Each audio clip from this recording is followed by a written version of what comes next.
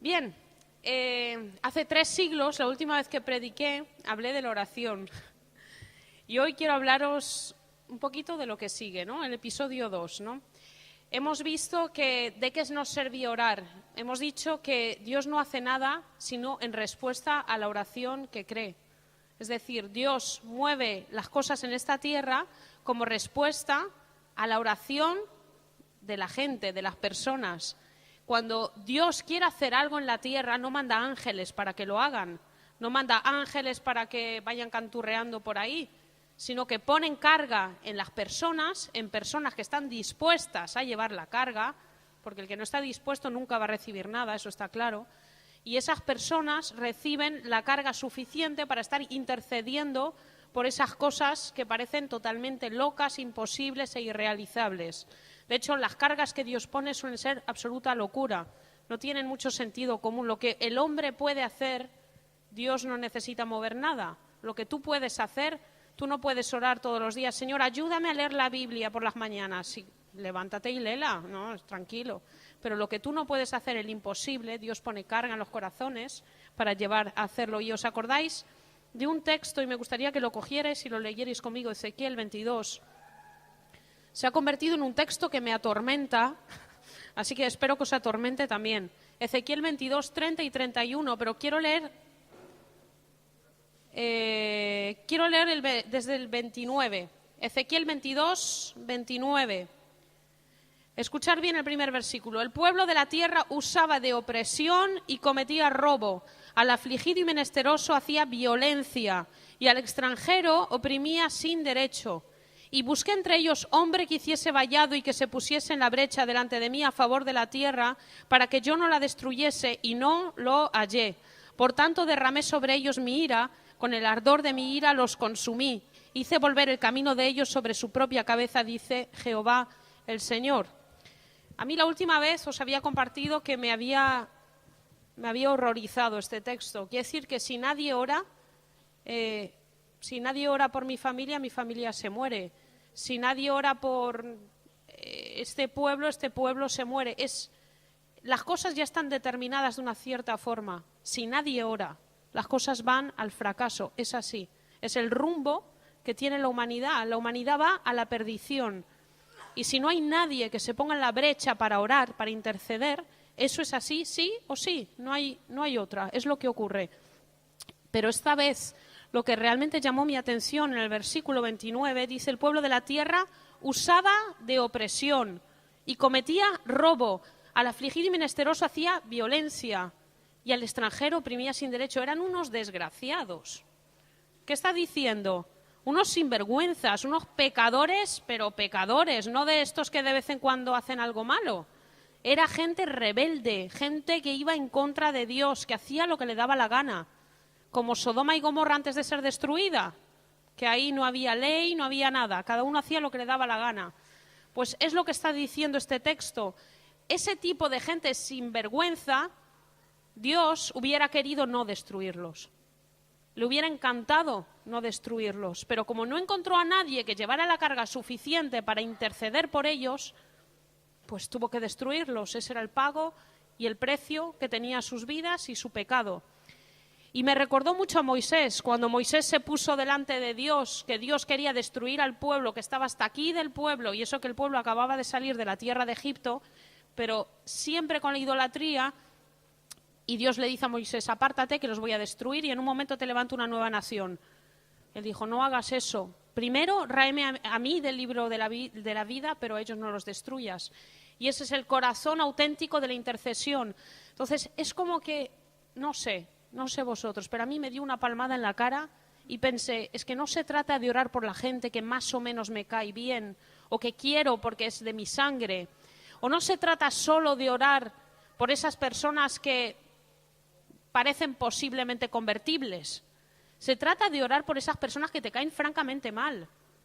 Imagínate que tú pisas una cárcel y te encuentras con violadores, te encuentras con asesinos, te encuentras además con gente que sigue practicándolo dentro de la cárcel como una norma de vida y que lo va desarrollando. Imagínate que Dios te pone frente a ese tipo de personas y te dice, quiero poner mi carga dentro de tu vida. Un violador de niños, pongo esa carga dentro de tu corazón.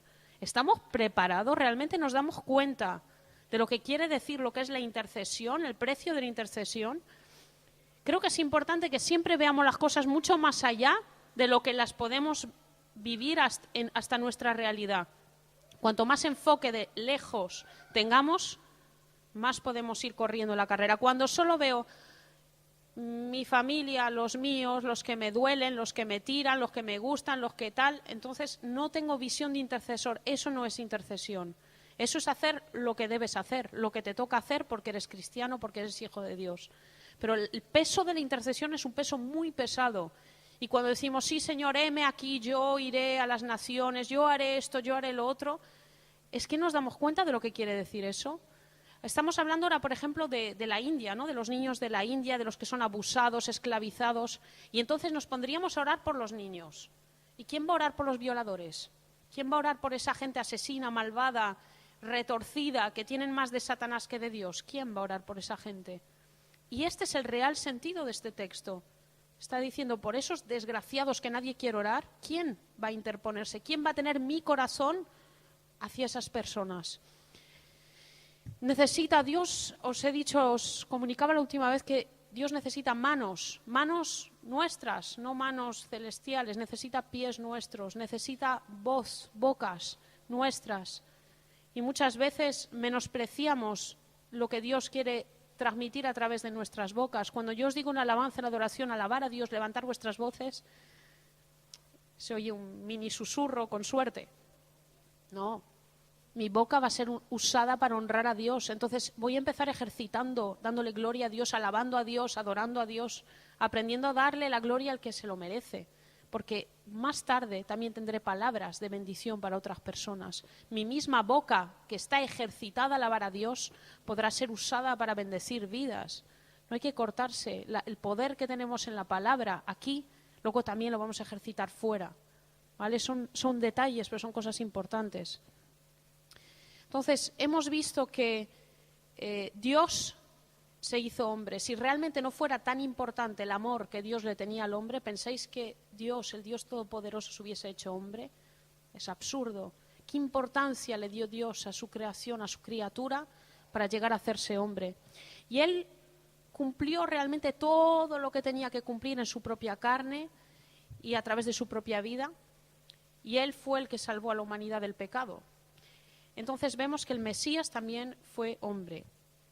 Y hay algo interesante, 2 Corintios 3:6, podéis seguir conmigo, 2 Corintios 3:6, dice, el cual asimismo, Dios, nos hizo ministros competentes de un nuevo pacto, no de la letra, sino del Espíritu, porque la letra mata, mas el Espíritu vivifica. Nos hizo ministros competentes. No nos hizo unos incompetentes, nos hizo ministros competentes. ¿Qué hace un ministro? ¿Qué hace un ministro? Ministra. Es decir, sirve. Un ministro sirve. Entonces nos hizo siervos competentes. Todos. Desde el primer día de tu conversión eres llamado ministro competente. Y bien, todo esto lo vamos a meter ahora en pausa y dentro del contexto de la intercesión. ¿Qué significa interceder? Bueno, según el diccionario, actuar entre partidos con la visión de reconciliar a aquellos que difieren o contienden o interponerse o mediar entre dos bandos, ¿vale?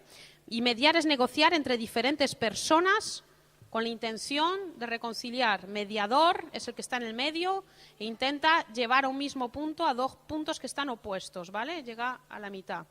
Entonces, esto es lo que pasa, no hace falta ser muy espiritual, esto es lo que pasa diariamente con los abogados, en los tribunales, esto es lo que pasa pues con secretarias que se ponen de por medio para representar a su jefe, con asuntos y tal. Bien, la creación, no sé si os recordáis que os lo había explicado, Adán representaba a Dios en la tierra. El problema es que fracasó. Entonces, Dios mandó al postrer Adán, a Jesucristo, a representar a Dios y para hacer lo que el primer Adán pues no fue capaz de hacer. Entonces, Cristo vino a representar a Dios en la tierra y Él también representó a Dios ante la humanidad. Él nos dijo cómo era Dios, nos explicó cómo era Dios, encarnó cómo era Dios, hizo las obras de Dios. Es un poco como un niño que estaba haciendo un dibujito y le preguntaron qué estás dibujando y él dijo, estoy dibujando a Dios. Y dice, pero si nadie sabe qué apariencia, qué aspecto tiene Dios, ¿cómo dices eso? Dice, bueno, ya lo sabréis cuando acabe mi dibujo. Entonces, claro, el niño... Pero es un poco lo mismo. Jesús vino y nos acabó el dibujo de Dios, nos lo enseñó completo, lo vimos y supimos cómo era Dios. Entonces, Él se convirtió en el representante o mediador, representando al hombre ante Dios y a Dios ante el hombre. Punto medio. Él se encontró en el punto medio. Hebreos 3:1. Hebreos 3:1. ¿Alguien me lo lee fuerte? Hebreos 3:1. Apóstol y sumo sacerdote. Apóstol es enviado de Dios a los hombres y sumo sacerdote representa a los hombres ante Dios, ¿vale? Entonces está justo en el punto medio. Y vamos a leer un texto muy extraño, os lo leo yo si no queréis buscarlo, en Job 9, 32 y 33. Job se está quejando y dice, Dios, se refiere a Dios, porque Dios no es hombre como yo para que yo le responda y vengamos juntamente a juicio. No hay entre nosotros árbitro que ponga su mano sobre nosotros dos. Fijaros lo que estaba diciendo Job.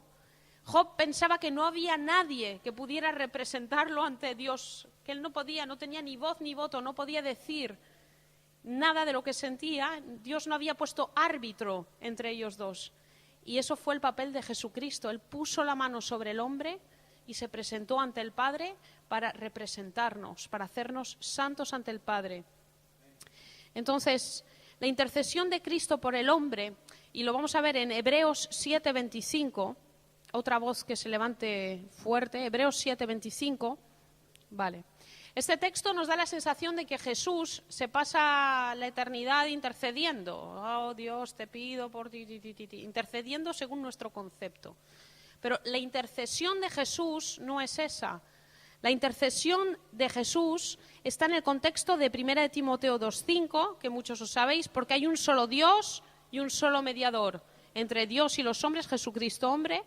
O 1 de Juan 2:1, que dice, hijitos míos, estas cosas os escribo para que no pequéis. Y si alguno peca, abogado tenemos para con el Padre, a Jesucristo el justo. Y para demostrar que no es una intercesión en plan te pido por, Juan 16:26, dice, en aquel día pediréis en mi nombre y no os digo que yo rogaré al Padre por vosotros. ¿Cómo que yo no rogaré al Padre por vosotros? Luego dirá, el Padre ya os ama. Pero Jesús ya no está rogando al Padre por nosotros. Su papel de intercesor es el papel del que se pone en el medio, ¿vale? Y vamos a dar dos ejemplos prácticos. Entonces, cuando yo me acerco al trono de la gracia, me pongo a orar, Él está en medio del Padre y de mí, se pone en el medio y dice, Padre, aquí está tu hijo, tu hija, pon tu nombre para hablar contigo. No viene en su propio nombre, no viene porque sea justo, porque tenga méritos, sino que está basándose en mi nombre, porque yo he sido intermediario entre tú y él y ella, y por eso le diste acceso a mí. Y el Padre respondería, por supuesto que me acuerdo, hijo, tú lo hiciste, uno de nosotros, porque vino a través de ti, siempre es bienvenido. Entonces el Padre te mira, me mira y dice, ven con valor y acércate al trono de la gracia y hazme tus peticiones. Si Jesús no está en el medio, es imposible llegar al Padre, es imposible, pero a través de Jesús podemos. Jesús hizo una doble obra intercesora. No solo intercedió ante Dios por nosotros, por la humanidad, y nos reconcilió con el Padre, sino que también se interpuso, o sea, hizo una barrera, una muralla entre Satanás y el hombre, rompiendo sus ataduras sobre el hombre. Si Jesucristo no hubiera hecho este sacrificio, Satanás tendría un libre acceso a nuestras vidas por el pecado. Tendría entrada y salida gratuita, sin ningún problema. Pero Jesús se puso y dijo, no, hasta aquí puedes llegar, no más. Entonces, el acceso que Satanás tiene a nuestras vidas está limitado, restringido, y muchas veces somos nosotros que le damos pie a más acceso del que normalmente debería tener, ¿vale?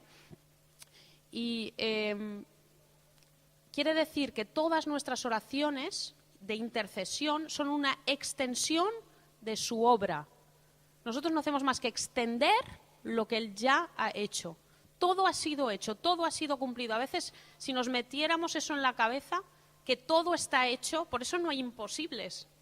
Por eso, cuando venimos ante Dios, no decimos, es que esta persona es muy difícil o esta situación es muy difícil, porque todo ha sido realizado en Jesús.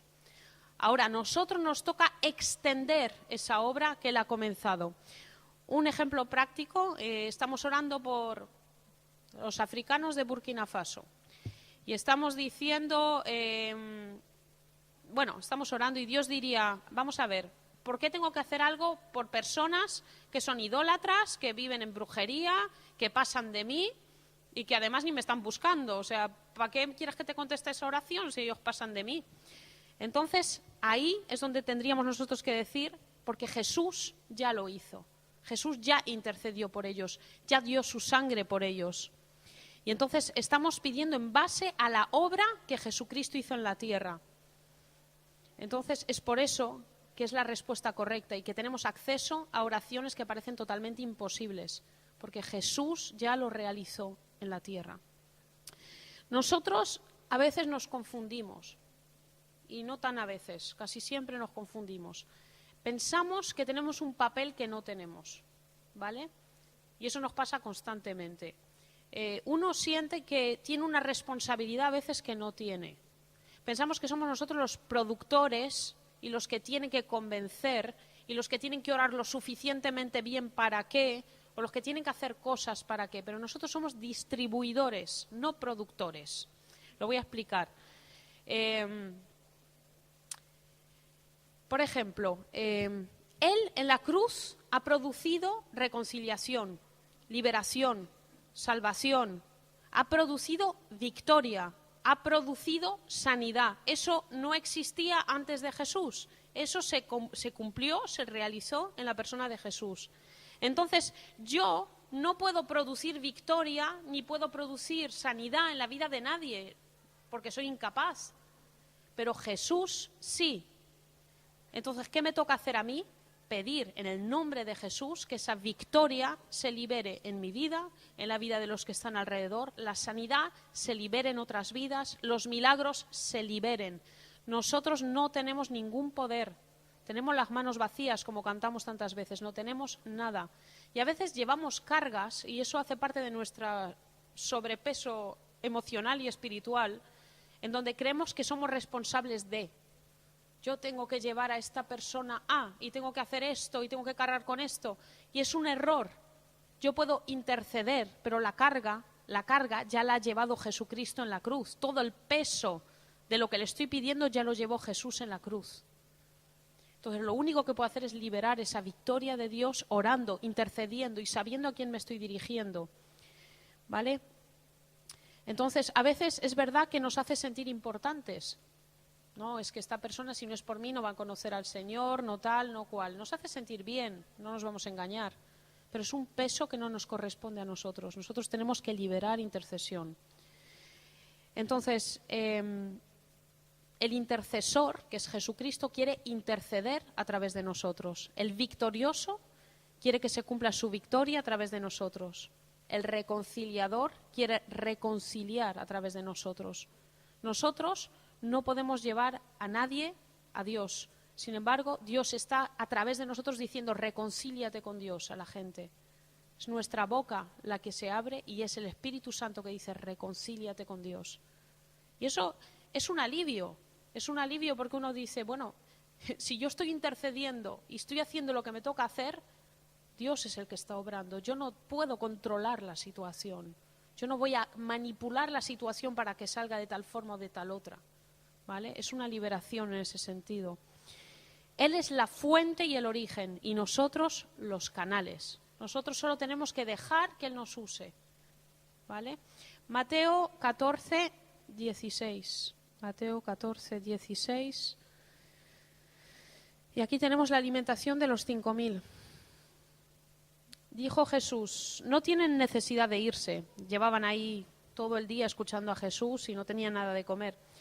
Y los discípulos dijeron, mándalos a cada uno que busquen comida. Y Jesús les dijo, no tienen necesidad de irse, dadles vosotros de comer. Y ellos dijeron, no tenemos aquí sino 5 panes y 2 peces. Él les dijo, traédmelos acá.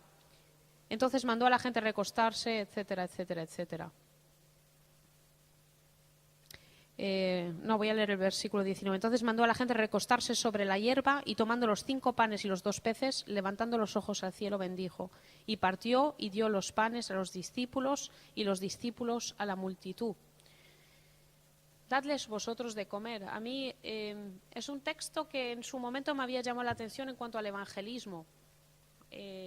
Una de las personas que había venido a animarnos hace muchos años nos había dado esta palabra, dadles vosotros de comer. ¿Quién va a aportar alimento espiritual a este pueblo si no sois vosotros? Dadles vosotros de comer. Entonces, vemos que encontramos a gente muerta de hambre, gente que realmente necesitaba comer. Y Jesús, ¿por qué da estas imágenes tan prácticas? O sea, Jesús no hizo esto por nada, lo hizo para enseñarles una gran lección a sus discípulos. Cuando les dijo, dadles vosotros, si estaba Él ahí, estaba la fuente de la provisión, estaba ahí. En su nombre, en su palabra, tenían que haber tenido fe y decir, Dios va a usar mis manos para multiplicar este pan. Pero todavía no había llegado la información, todavía no tenían el Espíritu Santo. Y es un poco lo que Dios nos dice también a nosotros. Si no tenemos más que una economía maltrecha, una nave que parece que no logramos pagar, aún el Espíritu Santo sigue diciendo, dadles vosotros de comer a los hambrientos. Yo no sé si somos conscientes de cuánta gente tiene que entrar aún en este lugar, cuánta gente tiene que recibir comida. Y el que libera ese poder de dar comida a la gente es Dios, porque nosotros nos agotamos. Nosotros solo vemos bloqueos, imposibles, barreras. No se puede pagar esto, no se puede hacer esto, no se puede hacer lo otro. Y no hemos entendido todavía que el que provee, el que distribuye la bendición, está esperando que le pidamos algo. Ahora mismo lo tenemos con las manos en los bolsillos. No le estamos pidiendo nada a Dios, no hemos tenido tal vez aún, no nos hemos dado cuenta de que es necesario pedirle para que se multiplique lo que Él quiere multiplicar. Yo creo que Dios quiere multiplicar no solo la gente que está aquí, sino también la economía y quiere multiplicar muchísimas cosas que todavía no hemos visto, potenciales. Y yo espero que en esta fiesta de Navidad, aparte de reírnos y tontear, que está muy bien, pero se desarrollen, porque eso siempre esconde la vergüenza, o sea, no nos equivoquemos. Cuanto más te rías, está claro que más vergüenza estás pasando aquí delante. Así que ya os lo digo para el que se ría mucho, que sepa que ya está expuesto. Pero es así, Dios quiere multiplicar dones. Quiere usar estas bocas que se callan tantas veces, que no se atreven a abrirse, esos talentos que, no me lo pidas a mí y te quedas aquí. ¿Cómo va a multiplicar Dios si tú no crees? Si tú no crees que Dios lo puede hacer a través de ti, a través de tu vida. En la cruz se encontraron varias cosas. La misericordia con el juicio, la justicia con el pecado, la luz con la oscuridad, la humildad con el orgullo, el amor con el odio, la vida con la muerte, el aguijón de la muerte con el poder de la resurrección. No hay nada imposible. En la cruz todo se ha encontrado, lo bueno y lo malo. Se ha fusionado por un momento y ha vencido lo bueno. No hay nada que no podamos pedirle a Dios que Dios no pueda hacer. Y es ahora hacer carne esta palabra.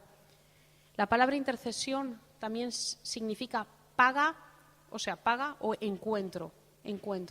Necesitamos hacer posible que la gente se encuentre con Dios. Cuando oramos por alguien, intercedemos por alguien, hay 2 encuentros que se hacen. Uno, nos encontramos con las tinieblas que dominan a esa persona. Entonces nos encontramos con esas tinieblas, o te piensas que Satanás te va a dejar orar alegremente por la persona y va a dejar que Dios obre. No. Cuando tú estás intercediendo, Satanás se rebota y te encuentras con las tinieblas, pero estás permitiendo que un alma que está encarcelada y atormentada también tenga un encuentro con Dios. Y nosotros, cuando intercedemos, también nos encontramos con Dios. No nos encontramos con las tinieblas solamente, nos encontramos con lo mejor, con lo que hace que valga la pena realmente. Son encuentros que cambian nuestras propias vidas. Los verdaderos encuentros de intercesión cambian la persona, te cambian a ti. Y cambia algo dentro del mundo espiritual. El Salmo 85:10 dice: la misericordia y la verdad se encontraron. La justicia y la paz se besaron. A mí me encanta ese texto. En la cruz, ¿qué se encontró? La misericordia, el amor, la bondad, el perdón, se encontraron con la verdad, que es la justicia, la integridad, el castigo, por consecuencia. Y la paz y la justicia se besaron. La paz, la seguridad, el descanso, la sanidad, se encontraron con la justicia. La justicia es el Dios santo, el Dios puro y el Dios que odia el pecado. Todo eso se encontró en la cruz. He hecho un pupurrí de muchas cosas y he hecho una ensalada, ¿vale?, de lo que es la intercesión. Pero lo que me gustaría que entendiésemos y con lo que quiero que nos quedemos es que la intercesión no hemos empezado todavía a practicarla. No hemos todavía empezado a practicarla y es triste que lo diga porque lo digo por mí misma. O sea, no hemos empezado todavía a practicarla. La intercesión cambia vidas y te cambia a ti. La intercesión puede ser la diferencia para que alguien vaya al infierno o cambie su destino eterno. ¿Somos conscientes de eso? Que si me aburro orando por alguien, a lo mejor lo estoy condenando al infierno. Que cuando me olvido de orar por alguien, a lo mejor lo estoy condenando al infierno. Que Dios está esperando que yo me ponga en la brecha, también yendo más allá para orar por esas personas indeseables. Simplemente es permitirle a Dios que ensanche nuestro corazón. Hay cosas que todavía Dios sabe que en 2 horas uno no puede cambiar, ni en 2 días. Pero es un proceso y hay que estar dispuesto a vivir el proceso. Y el proceso se vive intercediendo cuando toca, peleando la batalla cuando toca, viniendo a la iglesia cuando toca orar en la iglesia, estando ahí, estando en la brecha y teniendo un corazón dispuesto a cargar con tal vez un peso que todavía no hemos sabido lo que era. El único peso que Dios puede poner en nuestras vidas, no lo podemos crear nosotros, es un peso que Dios va a poner específico en la vida de cada uno cuando estemos realmente dispuestos. Que el Señor nos bendiga.